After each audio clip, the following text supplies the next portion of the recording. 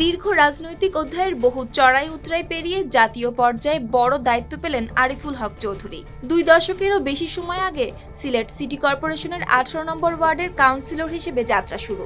সেই পথ পেরিয়ে এখন তিনি হয়েছেন সিলেট 4 আসনের সংসদ সদস্য এবং মন্ত্রী। মানুষকে যা ওয়াদা দিয়েছি, আল্লাহ তাআলা যেন আমাকে সেই কাজটুকু করার তৌফিক দেন। আমিন। ধানের শীষ প্রতীক নিয়ে নির্বাচনে অংশ নিয়ে তিনি পান 1,18,371 ভোটের বিশাল ব্যবধানে তার এই বিজয় সিলেট 4-এ শক্ত অবস্থান জানান দেয়। আমরা তো খুবই আনন্দিত। আরিফুল হক চৌধুরী তো আমরা ব্যক্তিগত চিনি বা তাই তো আমরা সিলেটি বা আমরা দিও তাই আমরা তাকে খুব ভালোবাসি। তাই মন্ত্রী হয়েছেন, আমরা খুব আনন্দিত, আমরা খুশি। এই মেয়র থাকা অবস্থা সিলেটে যে উন্নয়ন খরচ হয় এটা প্রসঙ্গতার দাবিদার তাই আরিফুল হক চৌধুরী, কারণ যোগ্যতা বলে তাই এখন এই পদে গিয়া বর্ণিত হয়েছে। নির্বাচনের পর তিনি শপথ নিয়েছেন পূর্ণ মন্ত্রী হিসেবে।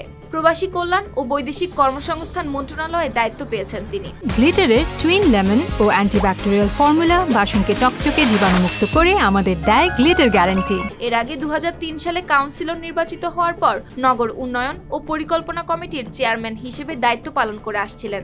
এভাবে উন্নয়ন কার্যক্রমে সক্রিয় ভূমিকার মাধ্যমে দ্রুত পরিচিতি পান। পরে সিলেট সিটি কর্পোরেশনের মেয়র নির্বাচিত হন 2 দফায়।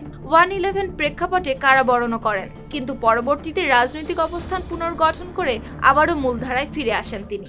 যার সঙ্গে কাজ করে করে আমি এই নগরীতে কাউন্সিলর তারপরে মেয়র হয়েছি। জনতা গোয়েনঘাটবাসী আমার এই দীর্ঘ 10-15 বছর স্থানীয় সরকারে কাজ করার যে মানুষ যেটা, সেটার উপর মানুষের একটা বিশ্বাস জন্মে। আর তাছাড়া সিলেটের অলি আল্লাহ আলম আলিমুলামা থেকে শুরু করে সকল ধর্মের সকল ধর্মগোষ্ঠী বর্ণ নির্বিশেষে সবাই তারা কারো ছেলে সন্তান হিসাবে, কারো ভাই হিসাবে তারা বরণ করে নিয়েছেন। মন্ত্রী হওয়ার খবরে সিলেটে এখন চলছে আনন্দের আবহ। স্থানীয়দের প্রত্যাশা, মেয়র থাকাকালীন উন্নয়নের ধারাবাহিকতা এবার মন্ত্রণালয়ের দায়িত্বে থেকেও বজায় রাখবেন তিনি। News desk, RTV।